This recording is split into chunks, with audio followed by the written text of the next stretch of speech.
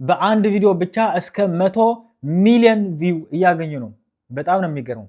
ይህ ከላይ የምታዩት ቪዲዮ በአርቲፊሻል ኢንተለጀንት ወይም ደግሞ በኤአይ ጀነሬት ተደርጎ የተሰራ ሲሆን በአሁኑ ሰዓት በተለያዩ ፕላትፎርም በፌስቡክም በቲክቶክም በኢንስታግራምም በጣም ቫይራል እየወጣ በአንድ ቪዲዮ ብቻ በጣም አነስተኛ ፍሎወር ከተባለ እስከ 50 ሺህ በጣም በርካታ ከተባለ እስከ 200 ሺህ ፍሎወር እያገኙ ነው በአንዲት ቪዲዮ ብቻ ማለት ነው። ይህ የሆነበት ምክንያት ደግሞ በአርቲፊሻል ኢንተለጀንት ጀነሬት እያደረጉ ማለት ነው።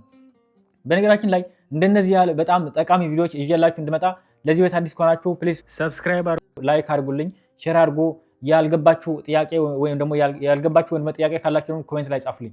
እንግዲህ ቪዲዮዎቹ በደንብ አድርጋችሁ እዩዋቸውና እነዚህ በአርቲፊሻል ኢንተለጀንት አድርጎ ጀነሬት የተደረጉ ናቸው ማለት ምናልባት አንዳንድ ጊዜ በነፃ የሚሰጡ ፕላትፎርም የኤአይ ስቱዲዮ አሉ። አንዳንዶቹ ደግሞ የተወሰኑ በነፃ ይሰጡና ከዛ በኋላ አፕግራድ ታደርጋላችሁ፣ ገንዘብ ትከፍላላችሁ ማለት ነው። ምናልባት በወር እስከ 10 ወይም ደግሞ 20 ከከፈላችሁ በወር እስከ $20,000 የምታገኙበት አማራጭ ካለ ምን ችግር አለው ብትከፍሉ? ስለዚህ ይህ አርቲፊሻል ኢንተለጀንት ሁሉም እየከፈሉ ነው ማለት አይደለም፣ በነፃም ይሰጣሉ። ስለዚህ እናንተም የሄዳችሁ ቼክ ማድረግ ትችላላችሁ። አርቲፊሻል ኢንተለጀንት ይህ ነው ማለት አልችልም፣ ግን አርቲፊሻል ኢንተለጀንት በጣም በርከት ያሉ አሉ። እነ ኪንግ የሚባሉ አሉ፣ በጣም በርከት ያሉ አርቲፊሻል ኢንተለጀንት አሉ። ምናልባት እናንተ የምትፈልጉት ወይም ደግሞ እንዴት እንደሚሰራ አሳየን የምትሉ ከሆነ ደግሞ አሳያችኋለሁ፣ ኮሜንት ላይ ጻፉልኝ። በነገራችን ላይ ዘመኑ የአርቲፊሻል ኢንተለጀንት ነው።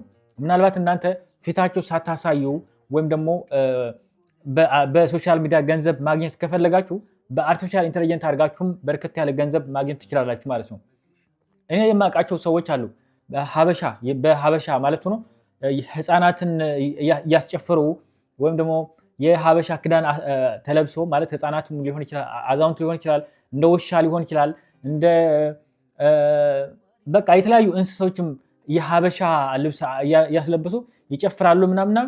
እኔ በአይኔ እያየሁ ከ1000 ፎሎወር ማለት ነው እስከ 800,000 እስከ 600,000 እስከ 1 ሚሊዮን የደረሱ ሰዎች አሉ። በጣም ነው የሚገርመው።